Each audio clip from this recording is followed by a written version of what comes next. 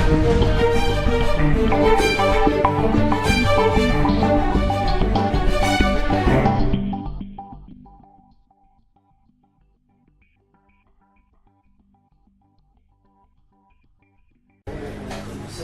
cette nouvelle séance de séminaire, on a grand plaisir d'accueillir des orateurs compositeurs qui ont eu et ont toujours de forts liens avec la l'AMSAD.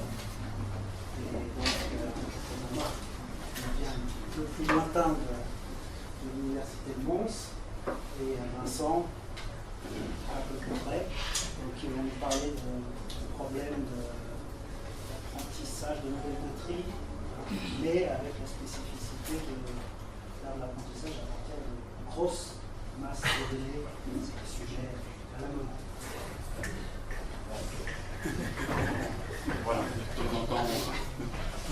D'abord, merci Daniel, et puis merci pour cette invitation. Je pense autant pour Marc que pour moi, c'est un grand plaisir de venir ici présenter.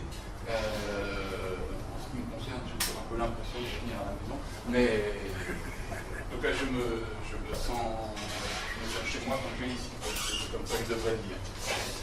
Donc effectivement, c'est un travail qui est un travail en collaboration avec à la fois Marc Birolo à Mons et Olivier Sobril, qui est un thésard que nous co-encadrons, qui ne peut pas être là aujourd'hui malheureusement, mais qui a donc les deux affiliations.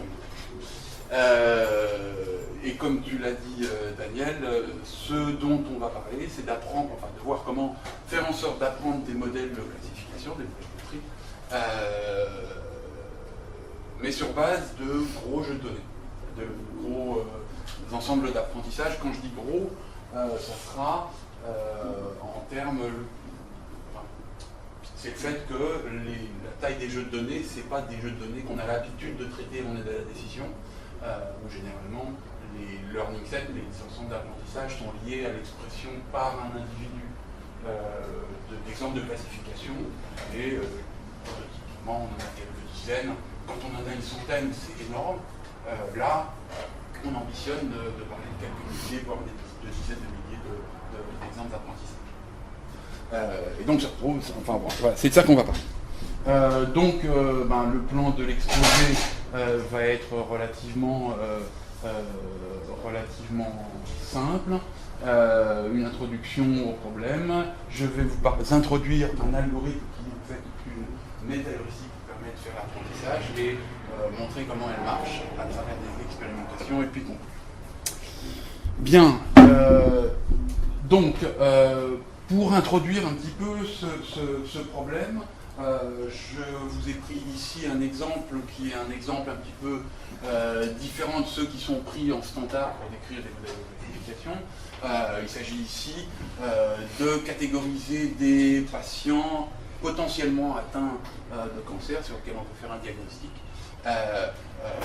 en trois catégories. La meilleure situation, c'est qu'il n'y a pas de cancer, le cancer sur lequel on sait faire un traitement, ou un cancer donc pour lequel on ne connaît pas de traitement, sur la base d'un certain nombre d'attributs, de critères, d'attributs monotones, c'est-à-dire d'attributs sur lesquels il y a un ordre. Là, dans l'exemple qui est pris, il s'agit d'un jeu de données comprenant un petit peu moins de 10 000 patients. Ce qu'on cherche à prédire, c'est une variable de sortie qui est la catégorie à laquelle chaque patient est affecté. Donc il s'agit de prédire un risque de cancer lié à un individu. Alors, on va s'intéresser à une méthode de catégorisation, qui est une méthode qui est une simplification d'une que vous connaissez probablement, un certain nombre ici connaissent, c'est savoir la méthode électro-tri. L'idée, c'est de trier dans des catégories ordonnées. Il y a un nombre prédéfini de catégories qui sont structurées par un ordre complet. La catégorisation s'appuie sur une évaluation multicritère, donc des attributs monotones, électro-tri initialement été décrit dans la thèse de You et dans les travaux de Bernard, dans le livre de Bernard et Denis, donc depuis un certain temps. Il y a eu des travaux axiomatiques sur, je dirais, des méthodes qui sont, en tout cas qui s'inspirent d'électronique, à la fois par Stanisky et puis Thierry et Denis aussi. Le principe de la méthode consiste à dire on a un certain nombre de profils d'évaluation qui constituent des frontières entre catégories consécutives. Donc c'est ce que j'ai représenté ici par ces petites... Vous avez des critères qui sont décrits ici, et des frontières. Là, il y a un certain nombre de catégories. Associé à chacun des critères, on a un poids, et on a un vecteur poids, et puis un niveau de majorité, donc ça, qui décrit la quantité, enfin la somme des poids des critères qui sont une majorité.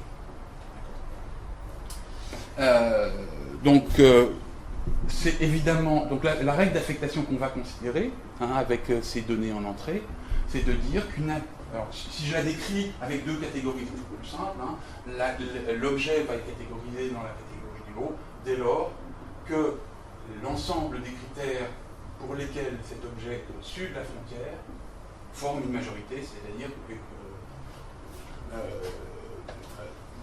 voilà, c'est ici, et forme une majorité, c'est-à-dire que la somme des poids des critères dépasse le seuil d'entrée.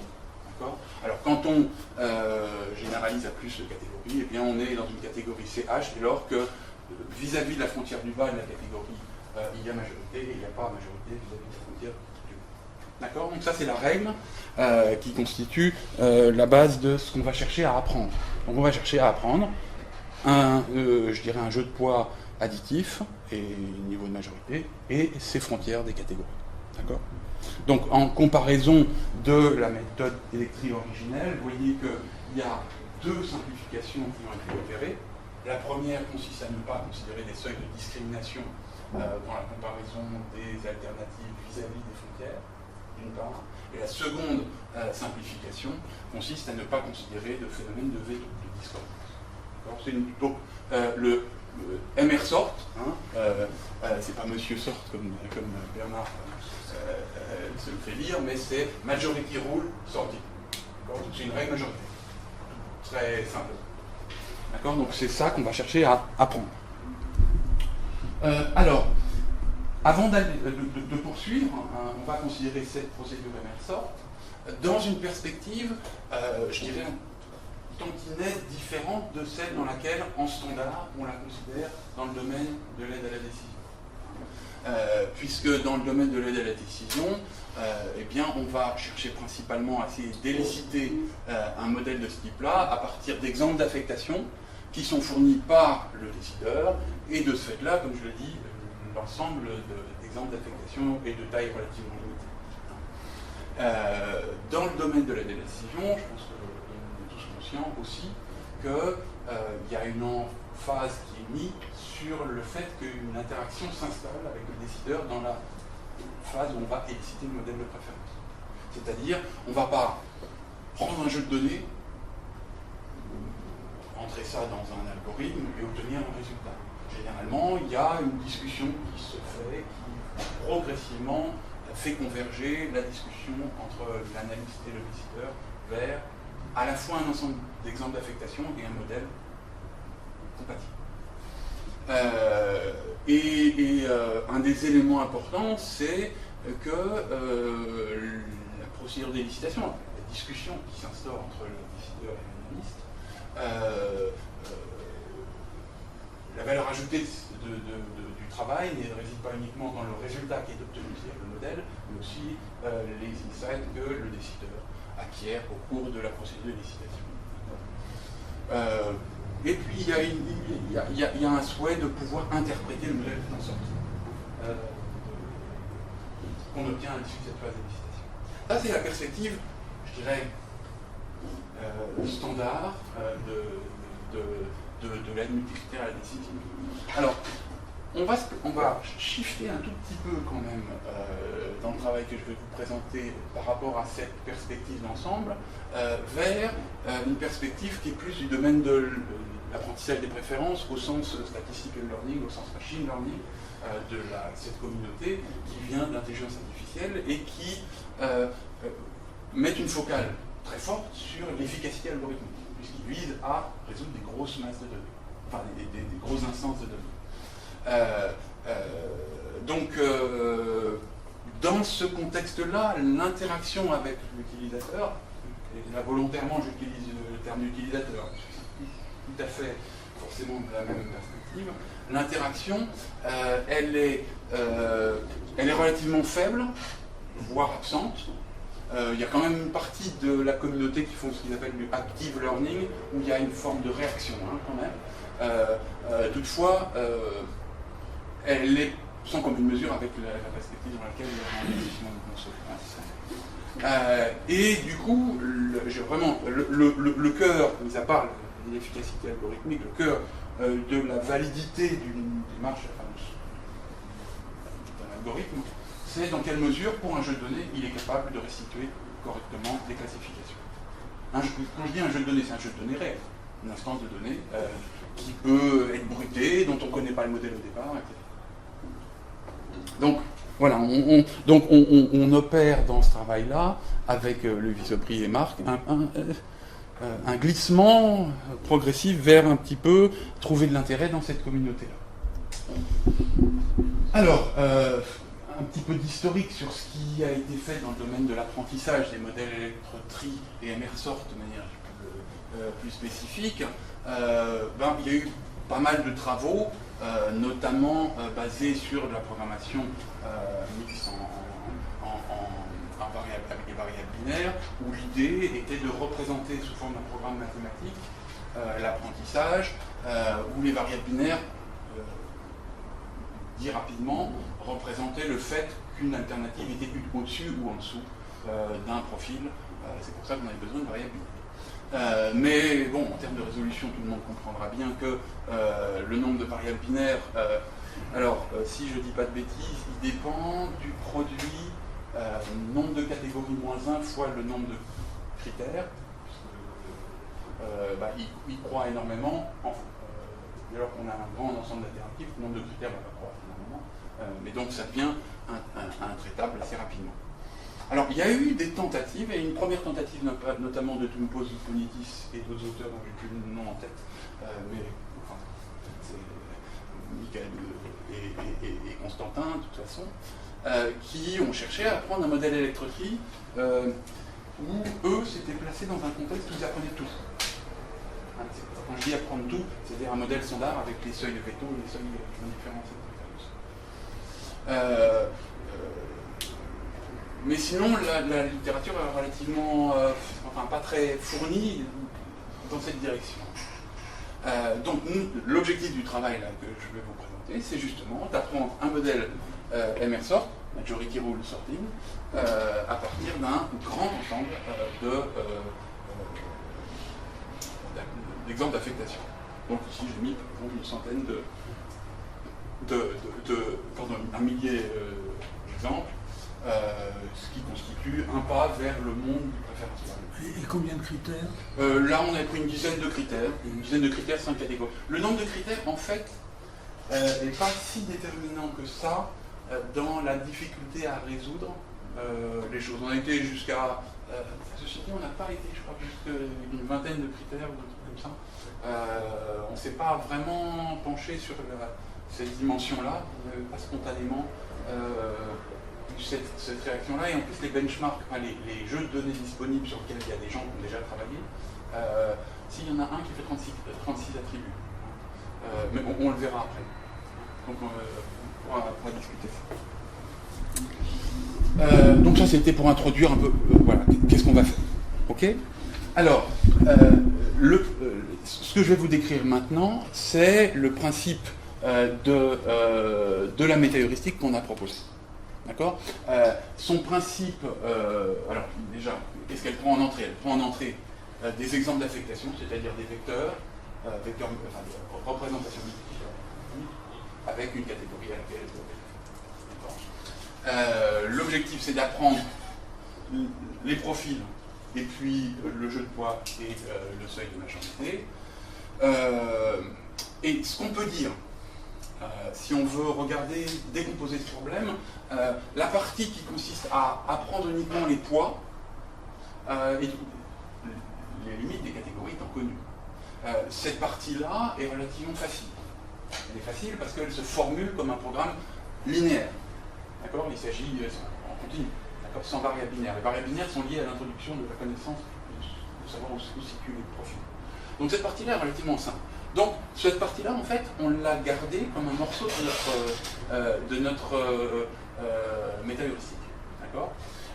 Et la partie difficile, c'est la partie liée au profil, et c'est là qu'on a introduit une recherche heuristique pour cette partie-là.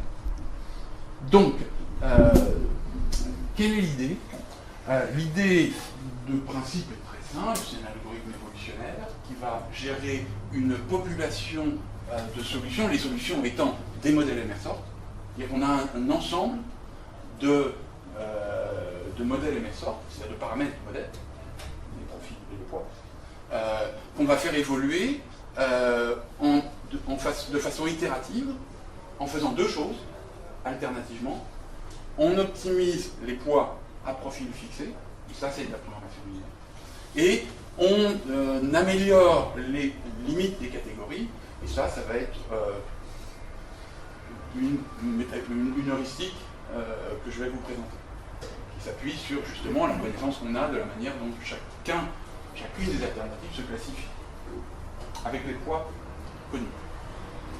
Et puis à la fin, on essaie de trouver un bon modèle dans la population. C'est même ça l'objectif. Ça va ?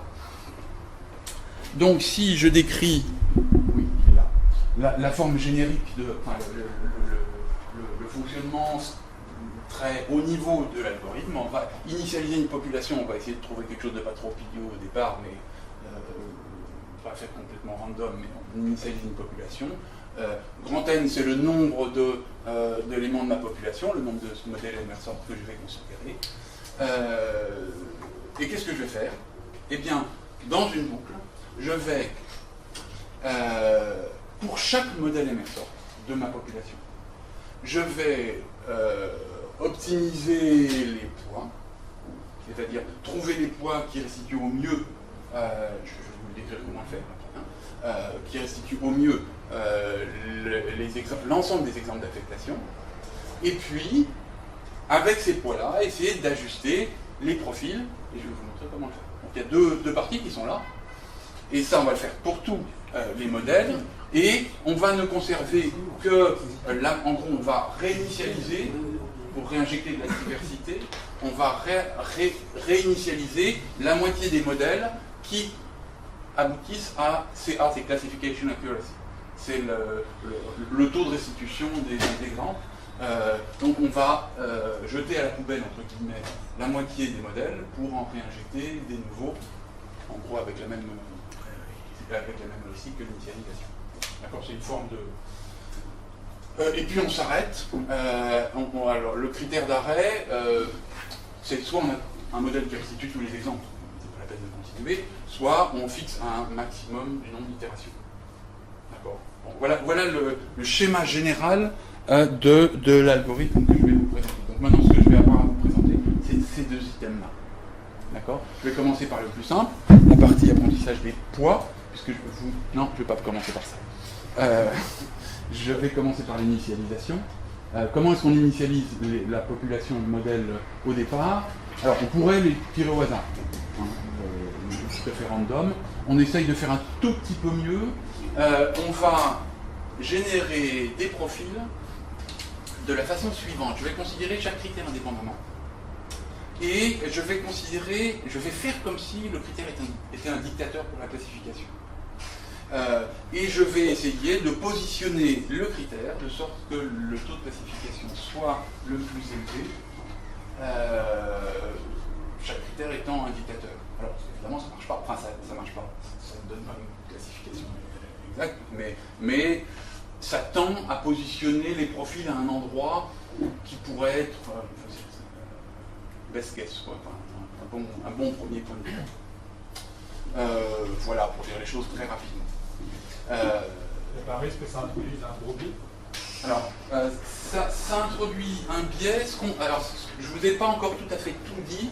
En fait, on prend en compte aussi la proportion d'éléments qui sont dans chaque catégorie. C'est-à-dire que là, par exemple, sur l'exemple que vous avez, il y a 2 tiers de C1 et 1 tiers de C2. Et on a un dispositif, alors je ne l'ai plus totalement en tête pour tout vous dire, qui permet de prendre en compte cette proportion-là. Évidemment, sinon on va positionner un peu. Ceci dit, l'expérience qu'on a montre que la solution la population de départ n'est pas forcément déterminante dans l'algorithme parlant. Après, si 50% de la population utilise ça pour faire des mouvements. Oui, non, mais enfin bon. En tout cas, je vous montrerai les résultats algorithmiquement après.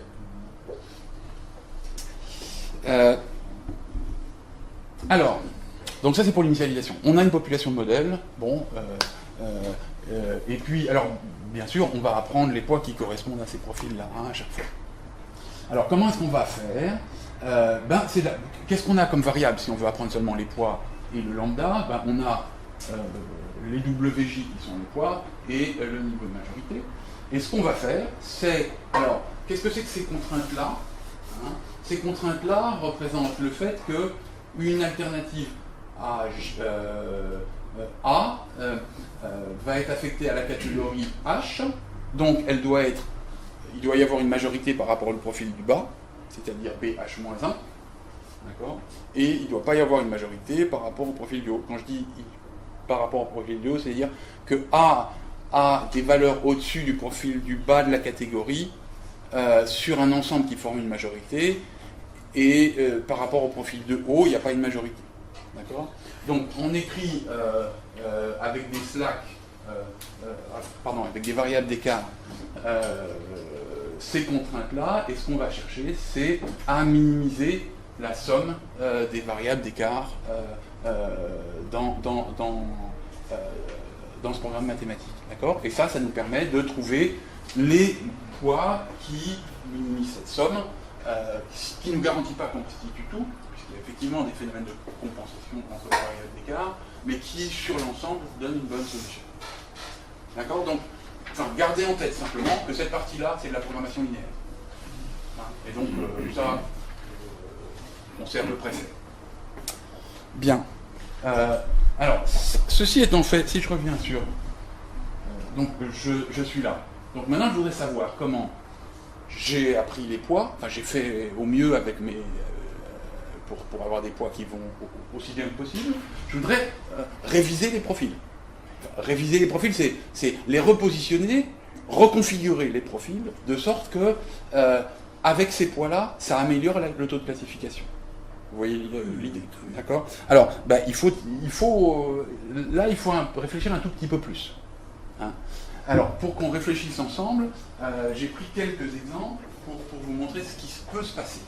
Alors, ici, vous avez un premier exemple, qui est une alternative 1. Alors, on est dans un cas où il y a 2 catégories. D'accord ? Je simplifie. 2 catégories, donc une limite. Il y a la catégorie bleue, c'est au-dessus, c'est 2. Et la catégorie en dessous, qui est C1, qui est là, plus ou moins rose ici. D'accord ? Et j'ai la valeur du profil actuel. D'accord ? Et je vais envisager des changements possibles pour mon profil, sur chaque critère. Des variations. C'est ce que je suis en train de faire. Là, notre cas, alors, je suppose que les poids que j'ai, les poids sont fixés, hein, maintenant. Les poids, c'est 0,2 sur chacun des 5 critères, avec un seuil de majorité à 0,8. Ça veut dire qu'il faut 4 critères sur 5. D'accord ? C'est ce que dit ce vecteur poids et le lambda qui est à 0,8. Donc là, dans cette configuration, vous voyez bien que l'alternative en question, celle qui est en rouge, elle va dans la catégorie 1, dans la catégorie 2, alors qu'il semble que le décideur veuille la mettre dans la catégorie 2. Donc si on veut, pour cette alternative-là, et pour ces poids-là, modifier le profil, on a 4 possibilités, qui sont de faire remonter le profil sur un des 4 critères sur lesquels l'alternative est aussi du profil, jusqu'à ce que... Vous voyez, c'est les petites flèches que j'ai mis là. D'accord ? Et 1 suffit. D'accord ? Premier exemple. Alors, par exemple, là j'ai choisi celui-là. Donc si je positionne ici, on voit bien qu'effectivement il y a 1, 2, 3 critères qui sont au-dessus du profil, il n'y en a plus que 3, c'est bon, c'est pas une majorité. cette affectation est corrigée. Autre exemple. Alors là, c'est un autre exemple, alternative 2, qui est classifié en catégorie 1, alors que le décideur voudrait le mettre en 2. Vous voyez, là, je parle en termes de décideur, alors que c'est... peut-être je devrais dire que le learning set est tel qu'il devrait être en... peu importe. C'est la culture qui revient. Alors, pourquoi est-ce qu'il est en catégorie 1 ? Parce qu'on a trois critères sur lesquels il est au-dessus du profil, il en faudrait 4. Donc qu'est-ce qu'il faut faire ? Il faut baisser le profil sur un des critères. D'accord ? Je pense que c'est clair pour tout le monde. Pof, je le mets là, ça corrige. J'ai dit des bêtises ? Non, mais on peut aussi remonter sur les 3 premiers. Ce que je veux, c'est le mettre en catégorie bleue, enfin catégorie 2. Donc je suis obligé d'en avoir 4 au-dessus. Donc là, pour le coup, je cherche les trucs qui vont descendre. D'accord ? Alors, en fait, ce dont on a besoin, là j'ai pris 2 exemples. C'est simple, quand on a un exemple, ça va bien, un profil, tout va bien, c'est tranquille. Quand on a 9000 alternatives, on ne va pas les regarder un à un. Donc il faut une forme de synthèse de cette information-là et se doter des moyens pour juger de la pertinence de faire ou tel mouvement du point de vue de l'ensemble. D'accord ? Donc la première chose qu'il va falloir pouvoir distinguer, c'est les différents cas qui peuvent arriver, les prototypes de situation. Là, je vous en ai décrit 2, ça va bien. Hein ?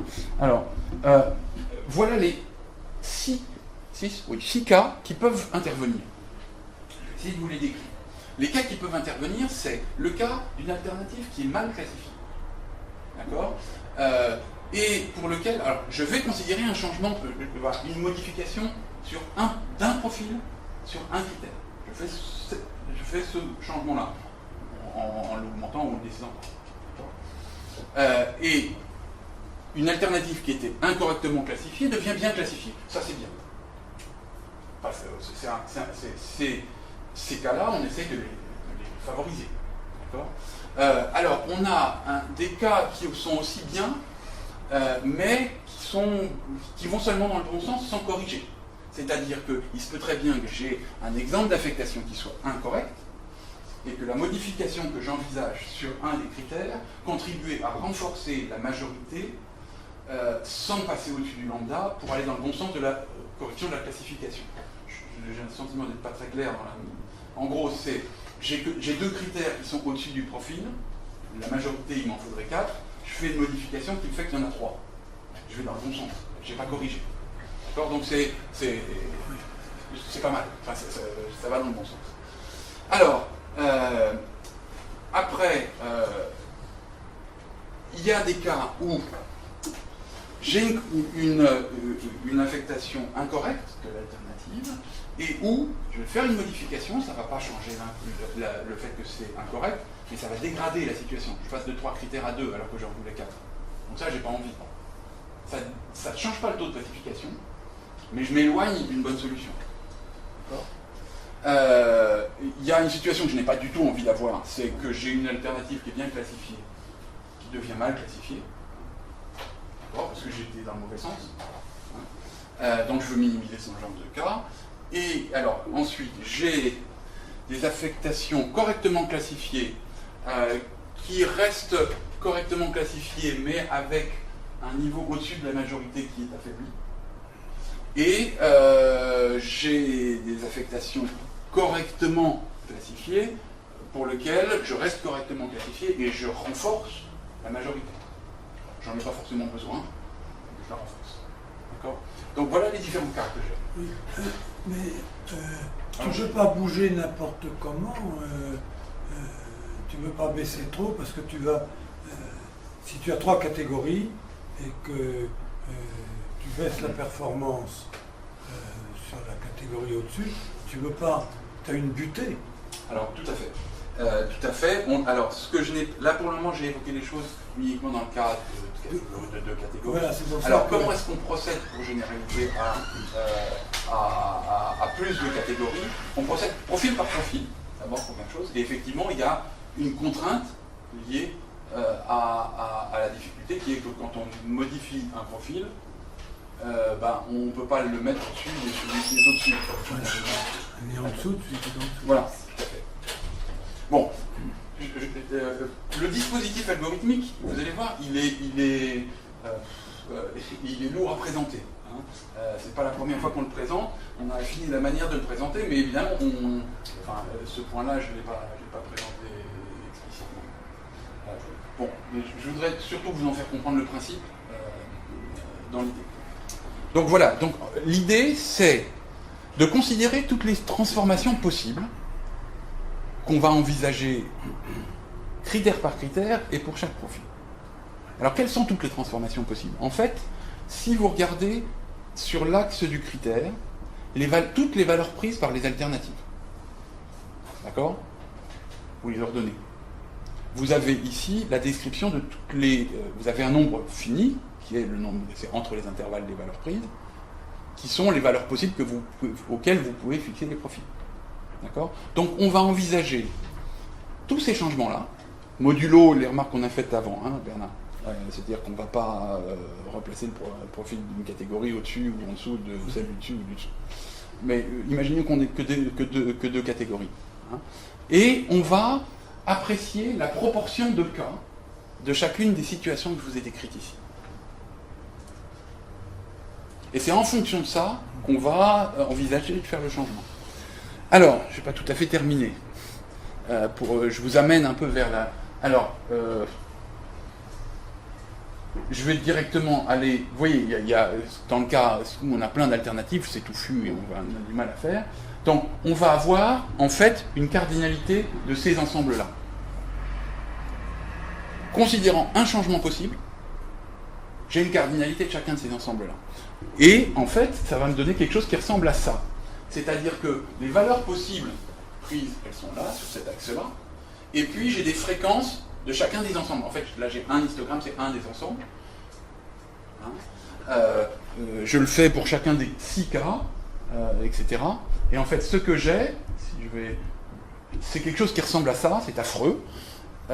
C'est-à-dire que ces histogrammes-là, vous voyez, c'est sur un critère, les positions possibles que je peux envisager de donner au profil que je suis en train de traiter, et j'ai les histogrammes, en fonction des valeurs possibles, de chacun de ces ensembles. J'en ai 5, il y en a un que je n'ai pas considéré.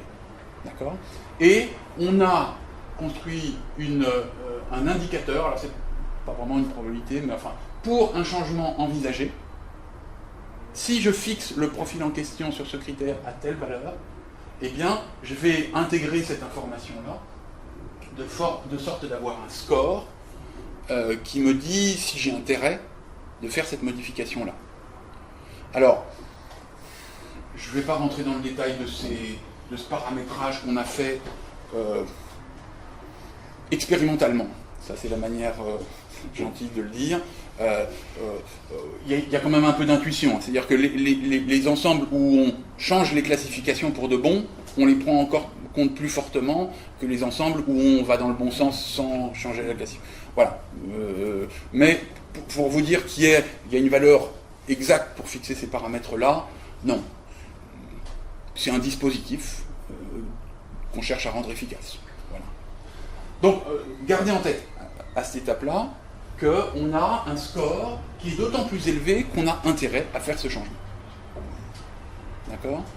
Alors, comment est-ce qu'on va faire maintenant, hein? Eh bien, on va procéder profil par profil, critère par critère, et regarder si on veut faire le changement ou pas. Alors, si on veut faire le changement, quel changement faire, et si on veut le faire. Donc on va évidemment randomiser, c'est quelque chose d'heuristique qui joue en termes évolutionnaires. Donc on va choisir la modification du profil qu'on est en train de regarder, qui conduit au score le plus élevé dans cette valeur-là. Et puis, cette valeur, elle est comprise entre 0 et elle va un petit peu au-delà de 1. Et on va tirer une valeur entre 0 et 1. Si la valeur tirée au hasard entre 0 et 1 est plus petite que la valeur de ce P, de ce score, alors on ne fait rien. S'il est au-delà, on fait cette modification-là. C'est-à-dire qu'on randomise le fait qu'on va faire ce changement ou pas. D'accord ? En fait, on ne le fait pas tout à fait sur toutes les positions possibles. Parce que je vais vous dire pas exactement ce qui est implémenté, mais le principe est le même. En fait, on va d'abord choisir, si on a, je ne sais pas, 150 positions possibles. On en choisit 30%, aléatoirement, on calcule ce score-là pour ces 30%, on prend le max et on le fait ou on ne le fait pas. D'accord? Bon. Grosse tambouille, et puis enfin, il y a quand même un peu de sens derrière. On a essayé de mettre un peu de sens dans l'évolution qu'on voulait donner au profil. Bien. Qu'est-ce que j'ai... Je crois que j'ai à peu près tout dit sur cette partie-là. Ça va, Marc? Je sais pas. Bien. Donc, si je résume ce que je vous ai dit jusque-là, eh bien... ça, c'est simplement, j'ai repris l'algorithme. Ce que je viens de vous décrire sur les profils, il est là. Mais tu le fais d'abord sur un critère, puis sur un autre. Alors, je le fais sur un... Mais avant de le faire sur l'autre, tu reconfigures. Oui, tout à fait. On reconfigure. On refait, et l'ordre des critères que je prends est randomisé aussi. D'accord. C'est-à-dire que l'idée, c'est de partir de ces éléments de bon sens que sont les cas qu'on a essayé de décrire, oui. Et de manière un peu itérative et randomisée, faire évoluer, agiter un peu la chose, mais agiter avec une direction qui est liée à quelque chose qu'on comprend qui va se passer normalement sur l'ensemble. Voilà. Donc, si j'ose dire, l'intelligence, entre guillemets, qu'on a essayé de mettre dans cet algorithme est liée à... vous voyez qu'il est quand même assez particularisé sur ce que fait la méthode de classification. C'est-à-dire qu'on regarde où est-ce que ça va bouger du point de vue des classifications, quand on va choisir le profil.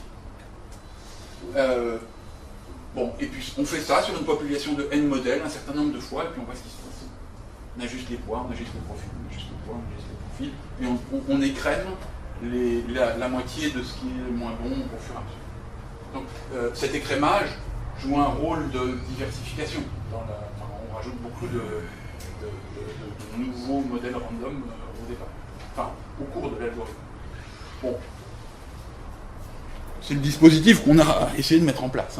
Je ne sais pas trop comment le commenter, si ce n'est essayer de tester ce qu'il fait, comment il performe, comment il se comporte. Alors, on a fait deux types d'expérimentations. Des expérimentations qu'on pourrait plus considérer comme pertinentes pour le monde de l'aide à la décision. Et puis, on s'est aussi conformé aux standards de validation d'algorithmes du côté preference learning, c'est-à-dire sur des benchmarks. C'est-à-dire, en gros, ils ont des gros jeux de données, ils font tourner leur algorithme sur des gros jeux de données, il faut les comparer par rapport à leurs algorithmes.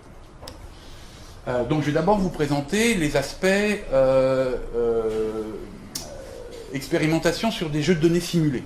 Donc, quelle est l'idée des expérimentations sur des jeux de données simulés? L'idée, c'est de dire, je vais simuler un modèle MRSort, c'est-à-dire que je vais, de façon randomisée, générer des paramètres du modèle MRSort, les profils, des poids. Ça va être mon décideur, enfin, ça va être mon générateur d'exemples d'affectation. Donc, j'aurai un ensemble d'exemples d'affectation, pof, et je vais essayer d'apprendre à partir de ça. Et puis, évidemment, je veux voir ce qui se passe en fonction de la taille de l'ensemble d'affectation, de la taille du modèle. Est-ce que je retrouve des choses? On aurait quand même envie de retrouver des choses. On voudrait pouvoir retrouver... Enfin, d'abord, on sait qu'on peut restituer 100% si on le génère comme ça. Sauf si on introduit des erreurs, ce qu'on a fait aussi. C'est-à-dire qu'on perturbe les exemples. Alors, quelles sont les 4 questions dont je vais vous parler ici, qu'on a essayé de tester empiriquement? C'est d'abord une question purement d'efficacité de l'algorithme. C'est-à-dire qu'à bout de combien d'itérations est-ce qu'on converge vers du 100% ou très proche? Première question. La deuxième question, c'est une question qui est pertinente du point de vue de l'élicitation des préférences. C'est combien il me faut d'exemples de manière typique pour calibrer le modèle, pour que je retrouve mes petits, pour qu'on retrouve quelque chose qui ressemble au modèle à partir duquel les exemples ont été générés. Alors, une troisième question qui est importante aussi, étant à la fois en décision, mais aussi en preference learning, c'est cet algorithme il est capable de récupérer le modèle, mais si on met des erreurs, par exemple dans le learning set, est-ce qu'il arrive quand même à retrouver ses petits? Est-ce que s'il y a 10, 20%, 30% d'erreurs, quand je dis d'erreurs, on génère un modèle. Je fais un exemple d'affectation, je transforme les exemples d'affectation, je change de catégorie. Comment est-ce que l'algorithme se comporte vis-à-vis de ça? Et puis la quatrième question, c'est plus la question du benchmarking avec le domaine. D'accord? Alors, commençons par le début. Alors là, vous avez... Alors, comment est-ce qu'on a fait les expériences numériques? On a généré un certain nombre de modèles MRSort aléatoirement. D'accord? À partir de chacun de ces modèles, on a tiré un nombre d'alternatives et on les a affectées par ce modèle. C'est notre learning set. Évidemment, on a fait varier la taille du learning set. Et puis, ce qu'on a fait, c'est qu'on a fait tourner la métaheuristique, on a obtenu un modèle M' qui a été appris, et bien, on voudrait voir ce qui se passe en fonction, d'abord dans le learning set sur le modèle M' en termes de catégorisation, et puis éventuellement en généralisation, c'est-à-dire sur qu'est-ce qui se passe sur un très grand nombre d'exemples tirés au hasard quand on les affecte avec M et avec M', pas ceux qui ont permis l'apprentissage. D'accord? Donc il y a deux parties. Il y a une partie en apprentissage, qui est le learning set, comment ça se comporte, et en généralisation, qui est comment globalement ces deux modèles appris, enfin le modèle initial et le modèle appris, se comportent vis-à-vis d'ensemble d'alternatives quelconques. Alors ce que vous avez ici, alors vous avez le cas pour 2, 3, 4, 5 catégories et 10 critères. L'évolution du classification accuracy, du taux de classification correct, sur l'ensemble. Alors je crois que c'était moyenné sur un. Alors j'ai plus en tête, mais ça il faudrait qu'on regarde dans le papier, le nombre, la taille de l'exemple d'affectation, l'ensemble des exemples d'affectation.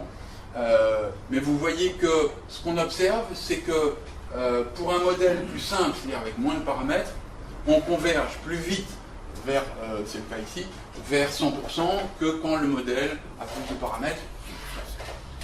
Mais que globalement, on va plutôt assez bien. Là, avec 5 catégories, on n'est pas à 100%. Ça, c'est moyenné sur un certain nombre d'exécutions. C'est-à-dire qu'il y en a qui sont à 100%, il y en a qui sont un peu en dessous. C'est 100 alternatives. 100 alternatives, d'accord. Donc c'est sur des petits jeux de données, relativement petits jeux de données. L'apprentissage.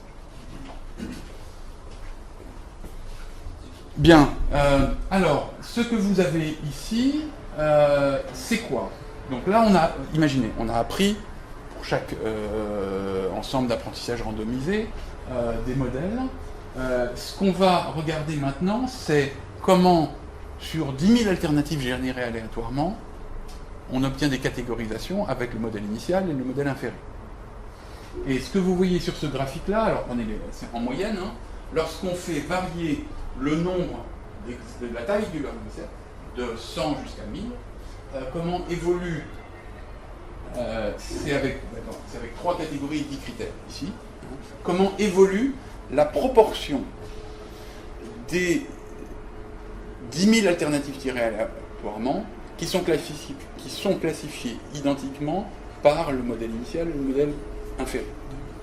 Alors ce que vous voyez, c'est que ça tend vers 100%, c'est pas 100%, on est dans du 80%, avec 1000 on est dans du 97%, c'est quand même honnête. Vous avez, je ne sais plus si c'est le min ou le max ou la déviation standard, un élément de dispersion des résultats.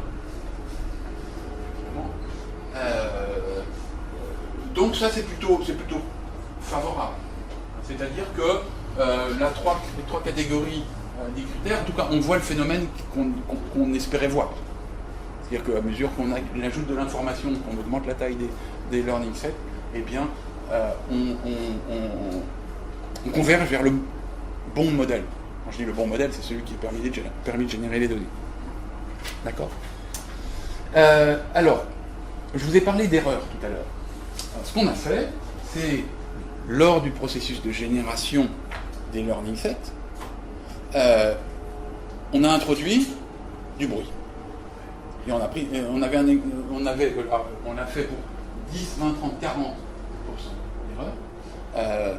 Et on a introduit jusqu'à 40% d'erreurs d'affectation. D'accord ? Donc on a pris une autre catégorie que celle, je crois que c'est une catégorie à côté. Mais encore une fois, ça, il faudrait qu'on le revérifie, quel est le type d'erreur qu'on a introduite. Bon, en tout cas, c'était pas la bonne. Et donc, on a fait la même chose, c'est-à-dire qu'on a randomisé le modèle au départ, mis des erreurs, appris le modèle, et on a regardé deux choses. On a regardé quelle est la proportion de l'ensemble d'apprentissage qui est restitué correctement, d'une part, et quelle est la proportion d'alternatives générées aléatoirement qui est en généralisation classifiée de la même manière par le modèle appris et le modèle initial, avant les erreurs. D'accord ? Alors, premier élément, proportion de l'ensemble d'affectations qui est correctement restituée. Vous regardez, alors là c'est le nombre d'itérations. À mesure que l'algorithme évolue, ce qu'on voit, c'est que progressivement, on voit plus ou moins progressivement, ce qu'on voit c'est que la courbe rouge c'est 10% d'erreur, eh bien ça, bon, je ne sais pas si on le voit tellement, mais ça tend asymptotiquement à 90%. C'est-à-dire qu'à mesure qu'on apprend, on s'approche de ceci. Et ça, c'est d'autant plus vrai qu'on a un grand nombre d'exemples d'affectation. Et pour 20%, on tendrait plutôt vers les 80, etc. D'accord ? Donc c'est un phénomène qui est plutôt relativement satisfaisant. D'accord ? Alors, je ne sais pas si j'ai... Tiens, pourquoi j'ai pas ça ? Si, ça c'est intéressant aussi. Ça, c'est en généralisation, c'est-à-dire, j'ai appris avec des erreurs, j'ai un modèle M', comment il se comporte vis-à-vis d'un ensemble quelconque d'alternatives en comparaison de ce que donne comme classification le modèle initial M. Alors, qu'est-ce qu'on voit ? Bon, alors, vous avez ici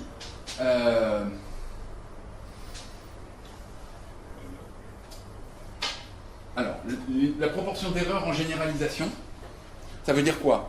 C'est 1 moins les 100%, d'accord ? C'est les erreurs faites par M' par rapport à M. Et puis, ça, c'est les erreurs, la proportion d'erreurs qu'on introduit. Alors, qu'est-ce qui est intéressant à voir, c'est que, alors évidemment, les erreurs, enfin, à mesure qu'on met du bruit dans les données, ça va se dégrader. Mais on voit que ça ne dégrade pas dans une proportion démesurée. C'est-à-dire que avec 5% d'erreurs dans le learning set, on est quelque chose comme dans les entre 5 et 10%, enfin, oui, on est quelque chose quelque part par là en termes d'erreurs.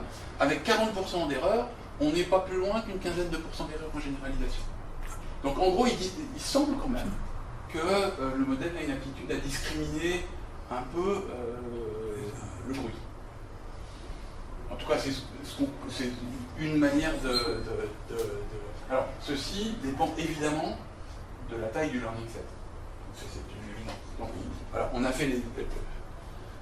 là, on n'a pas tous les... J'ai pas mis toutes les données. 1000 ? D'accord, oui, voilà, c'est ce que j'allais me poser comme question, mais c'est sûr. Donc là, c'est pour 1000 alternatives. Donc il faut déjà un certain nombre de... faut de la donner, quoi. Enfin, quand même, faut pas en avoir 30.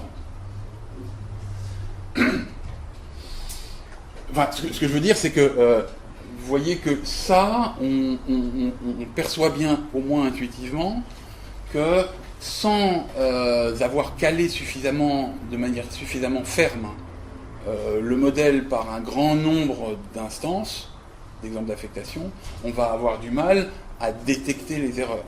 Parmi c'est un petit peu ce qu'on a là. Donc on a quand même besoin de grands jeux de données pour faire ça. Ça va ? Donc ça, c'était la partie des expérimentations qui avait trait aux jeux de données simulés. D'accord ? Le monde du preference learning, je ne veux pas dire que ça ne les intéresse pas, ce qu'on fait là, mais c'est pas prédominant dans leur analyse de l'efficacité d'un algorithme, ce qu'ils veulent, c'est, ils ont des jeux de données, vous faites combien? Vous performez comment? Donc, on a fait ce travail-là, on a été chercher des instances. Alors, une des difficultés qu'il y a, c'est que en machine learning, il y a énormément de jeux de données, mais si on se restreint aux jeux de données qui ont des attributs monotones, ce qui est ce qu'on veut, parce que sinon ils ont des attributs qui ne sont pas ordonnés, donc on a du mal à en faire quoi que ce soit, il y en a déjà beaucoup moins. Bon, mais... donc on a traité les jeux de données qui sont... Alors, ceux-là, d'accord? Donc, ils sont vous voyez la taille des instances et le nombre d'éléments dans le learning set, learning set, dans le jeu de données, il n'y a pas de learning ici, le nombre d'attributs et le nombre de catégories. Je faisais erreur tout à l'heure, je pensais que c'était le nombre de critères qui étaient élevés dans un des jeux de données, c'est le nombre de catégories. Là, on en a un avec 36 catégories. Alors, juste, les deux qui sont surlignés sont deux qu'on va regarder plus dans le détail, où à la fois notre algorithme se comporte bien et l'autre se comporte moins bien. CPU, je ne sais plus ce que c'est, la sémantique des données de départ. Je me souviens que ERA, c'est dans l'évaluation personnelle pour l'acceptation-rejet.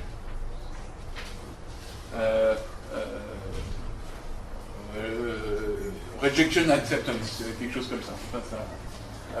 Il y a 4 catégories. En fait, initialement, c'était une cotation entre 0 et 9. Et il y a 4 catégories qui sont des niveaux d'acceptation. De toute façon, derrière, on a essayé de binariser les catégories. C'est-à-dire qu'on a découpé l'ensemble des catégories en 2 groupes, et puis on a traité comme un problème à 2 catégories seulement. C'est ce qui est fait en standard en préférence learning. On a aussi traité en multicatégorie. L'essentiel de ces jeux de données proviennent d'un travail qui a été publié dans Machine Learning par Heike Hüllermeier et d'autres co-auteurs, Krzysztof Dębczyński et Terani.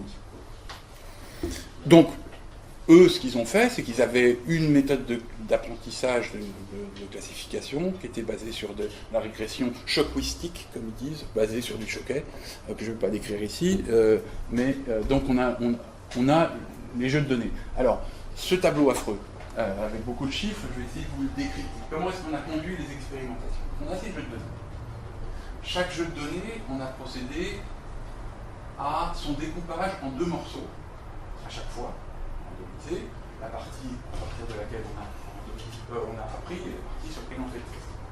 D'accord ? Alors, on a fait 3 types de découpage, 20-80, 50-50, 80-20. D'accord ? On a vu comment ça se comportait. D'accord ? Chacune des valeurs qui sont dans ce tableau-là, c'est 100 instances, enfin, c'est une moyenne sur 100 exécutions. Alors, qu'est-ce qu'on a fait ? Alors, on a la colonne qui correspond à notre météoristique est là. Il y a une première... Ça c'est les instances, d'accord? C'est les instances 20, 80, 50, 50, 80, 20. Ça c'est les instances. Et ce que vous avez, c'est le taux de classification et puis l'écart type. D'accord? Pour la version d'apprentissage Emersort en programmation en variable binaire. On ne peut pas le faire pour toutes les instances. Et pour les instances qui ne sont pas trop grandes, on a fait tourner le truc. Enfin, quand je dis tourner le truc, on a fait tourner les instances et on a quand même réussi à calculer les choses.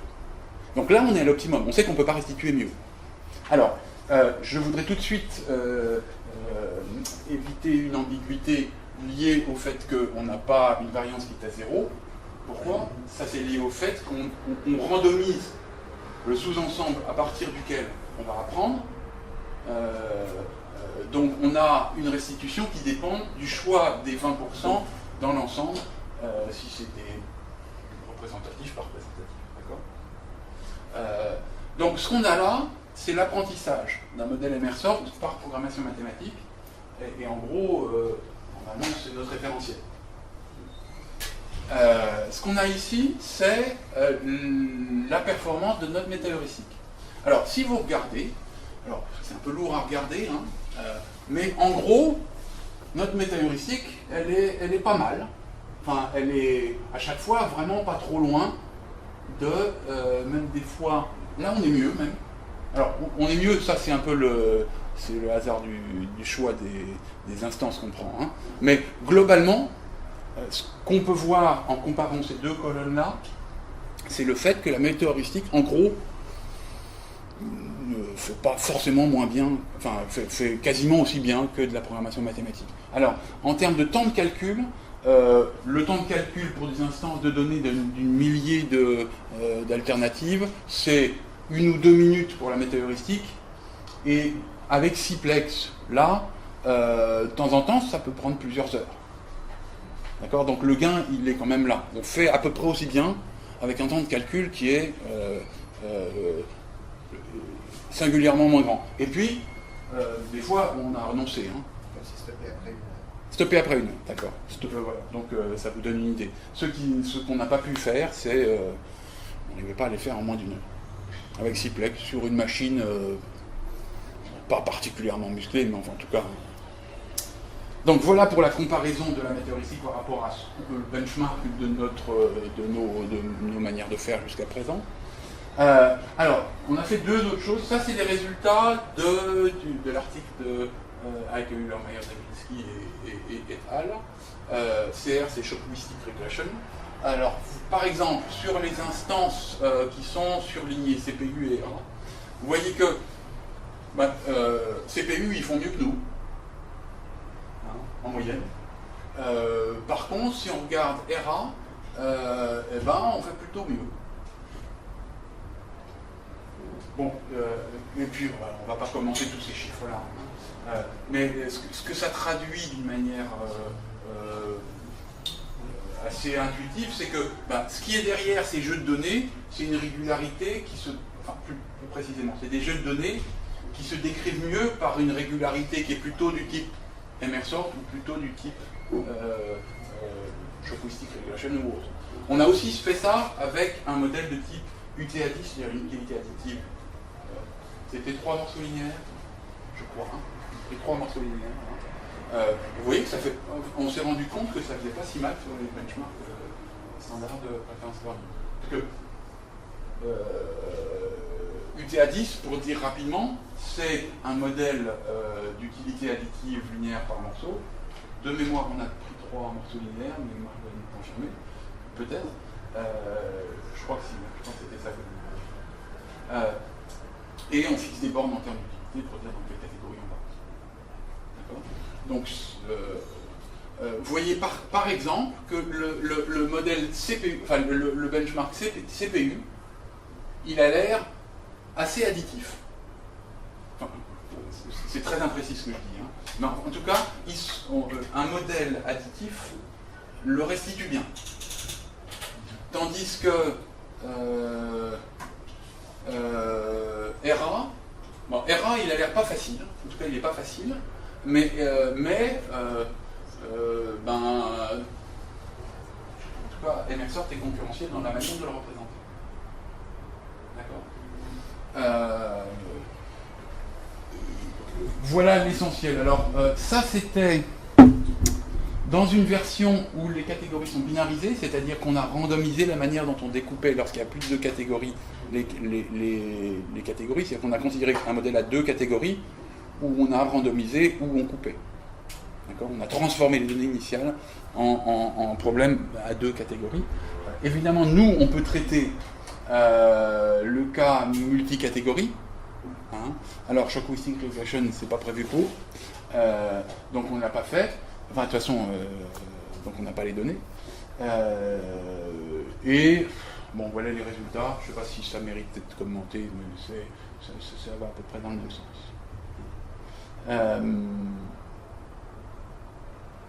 Bon. Oui, on voit que ça se confirme. Hein, CPU, c'est mieux par quelque chose qui ressemble à quelque chose d'un peu linéaire, tandis que RA a l'air de se comporter encore mieux, même plutôt mieux dans un modèle de type avec des règles majoritaires par rapport à des profils. Voilà l'essentiel de ce que je voulais, je ne sais pas combien de temps j'ai pris, de ce que je voulais vous présenter aujourd'hui. Alors, si je veux synthétiser un petit peu ce qu'on a cherché à faire, c'est principalement une tentative d'apporter des modèles de classification qui sont considérés comme relativement exotiques, en tout cas qui sont peu connus dans le monde du preference learning et qu'on connaît bien, qui sont des modèles de classification basés sur des profils. Et pour le porter dans ce monde-là, il nous a fallu faire du travail algorithmique pour pouvoir se comparer, parce que si on arrivait chez eux, si j'ose dire, avec des exemples qui tournent à 30 exemples d'affectation, on ne se parle pas. Le travail est... Alors, il faudrait rajouter almost available sur Decision Deck, c'est-à-dire que évidemment le programme tourne, il est dans les mains de Sébastien Bucarec qui gère la plateforme Decision Deck, mais l'intégration n'est pas encore totale, il y a un aspect technique d'intégration, mais d'ici vraiment très peu de temps ça le sera, pour que chacun qui souhaite essayer, tester son jeu de données et apprendre un modèle Emerson puisse le faire en utilisant la plateforme Divise qui se trouve dans le projet Decision Deck. J'en profite pour faire un peu de publicité pour ceux qui ne connaîtraient pas Decision Deck. Decision Deck, c'est une initiative qui existe depuis quelques années, qui a été initiée au départ par un projet qui s'était Marc Philippine qui l'avait lancé, qui s'appelait Eval, qui vise à rendre disponibles des outils logiciels qui implémentent des méthodes multicritères, outils interopérables, qui sont essentiellement diffusés maintenant sous forme de services web, qui sont interopérables au sens où on peut constituer des workflows de traitement multicritères par une interface graphique qui s'appelle Divise. D'accord ? Voilà pour un petit peu le bilan de ce que je vous ai présenté. Alors, pour la poursuite du travail, évidemment, ouvert une porte qui nous semble intéressante dans le lien qui peut y avoir entre le monde de l'aide à la décision multicritère d'une part, et puis les gens qui sont plus dans statistique learning et qui s'intéressent aux références. Alors, il y a un champ qu'on est en train d'investiguer, qui est d'essayer de se poser la question, voilà, on a un modèle très simple, qui est règle majoritaire pour classifier. Est-ce qu'on ne pourrait pas intégrer le phénomène du veto dans ce modèle-là, majorité rule avec veto? Comment est-ce qu'il faudrait apprendre les choses? Donc on en est à une étape relativement amont de la chose. Donc on a une formulation évidemment en programmation mathématique avec veto, c'est relativement simple à faire. Nos premiers tests tendraient à montrer, je le dis conditionnel, mais c'est ce qu'on semblerait observer, que le bénéfice à tirer en termes d'apprentissage, bénéfice comparatif, si on apprend avec le même jeu de données, un modèle MLSort sans veto ou MLSort avec veto, et qu'on génère initialement les jeux de données avec MLSort avec veto, vous voyez ce que je veux dire, on ne gagne pas grand chose, je vais le dire dans l'autre sens, on ne perd pas grand chose à ne pas considérer de veto. Donc, ça, étant donné qu'il y a quand même un effort substantiel à faire pour intégrer l'apprentissage du veto dans l'algorithme, il va falloir le mesurer face, l'effort à faire, face aux bénéfices qu'on peut ajouter. Un petit peu ça. Et derrière ça se pose la question de façon relativement opérationnelle, en quoi est-ce que rajouter les vétos est un réel bénéfice lorsqu'on considère les grands jeux de données. C'est une question qui nous semble encore ouverte, mais en tout cas, les premiers éléments nous laisseraient penser que pas forcément. Il y a une autre piste de recherche, et Yann Lu qui est là, qui est doctorant à l'école centrale, travaille dessus. Certains d'entre vous connaissent probablement des méthodes de classement multicritères qui ont été proposées par Antoine Roland dans sa thèse avec Patrice Perny. qui ont été étudiées par d'autres par la suite.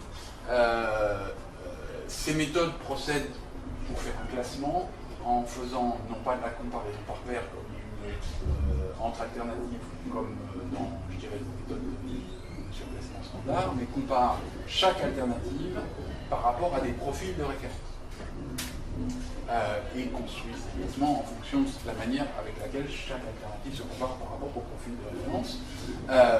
Évidemment, il y a des modèles de programmation mathématique qui existent déjà pour apprendre ces modèles-là, mais on travaille actuellement, et on est bien avancé, sur, je dirais, la transposition des idées qui sont sous-jacentes à cette algorithmique que je vous ai présentée dans le cadre de la construction de rangements basés sur des profils de référence. Et puis évidemment, il faut qu'on poursuive le travail de construction de nouveaux benchmarks et de tester par rapport à d'autres jeux de... Voilà en gros l'essentiel de ce que l'on voulait présenter.